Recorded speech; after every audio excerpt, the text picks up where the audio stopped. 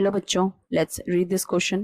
Question says which of the following is not related to light reaction. हमें बताना है कि ऑप्शन में हमें जो 4 ऑप्शन दिए गए हैं उनमें से कौन सा रिलेटेड नहीं है लाइट रिएक्शन से.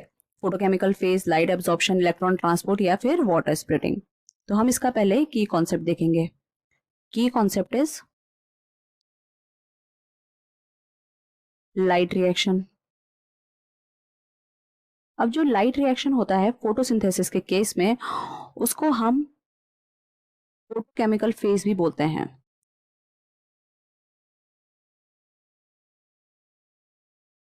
और ये होता कहाँ है? ये होता है थाइलाकॉइड मेम्ब्रेन में.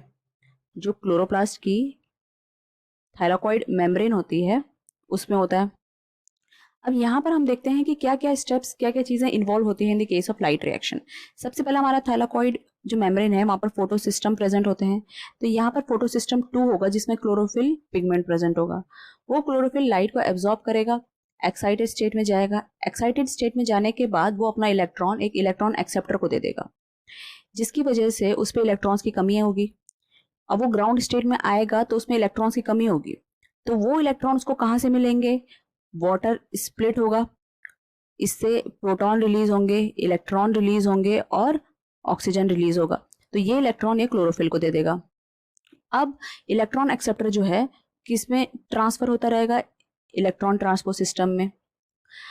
जब ये इलेक्ट्रॉन ट्रांसपोर्ट सिस्टम में इलेक्ट्रॉन ट्रांसपोर्ट हो रहे हैं तो उस टाइम पे प्रोटॉन की कंसंट्रेशन जो है वो ल्यूमेन में इंक्रीज हो रही है और उसके कंपैरिजन में स्ट्रोमा में डिक्रीज हो रही है.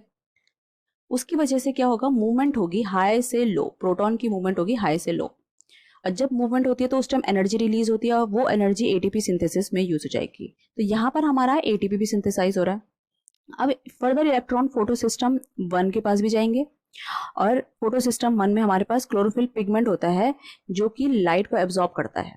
लाइट को एब्जॉर्ब करने के बाद एक्साइटेड स्टेट में जाता है और फिर से वो इलेक्ट्रॉन एक्सेप्टर को दे रहा है और खुद वापस ग्राउंड स्टेट में आ जाएगा. अब ये जो ग्राउंड स्टेट में आएगा तो उसको जो इलेक्ट्रॉन की रिक्वायरमेंट होगी वो कौन पूरी करेगा? जो इलेक्ट्रॉन ट्रांसपोर्ट सिस्टम से इलेक्ट्रॉन पास हो रहे हैं तो उसको यहाँ से इलेक्ट्रॉन मिल जाएंगे. फिर इलेक्ट्रॉन एक्सेप्टर जो है फाइनली NADP को NADPH में चेंज कर देगा. तो यहाँ पर हमारे पास क्या हो गया है कि क्या क्या चीजें इन्वॉल्व हैं. सबसे पहले तो लाइट एब्जॉर्प्शन है. दूसरा क्या हो रहा है? वाटर स्प्लिट हो रहा है, वाटर स्प्लिटिंग है. तीसरा क्या है? ऑक्सीजन रिलीज हो रही है.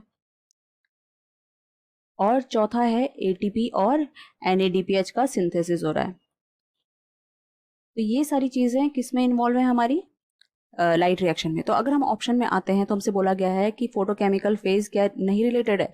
जो हमारा लाइट रिएक्शन है उसको हम फोटोकेमिकल फेज ही बोलते हैं. तो ये ऑप्शन तो नहीं है. Light absorption is also involve in case of light reaction. Water splitting is also involve क्योंकि हमने यहाँ पर देखा ये चारों चीजें इन्वॉल्व हैं.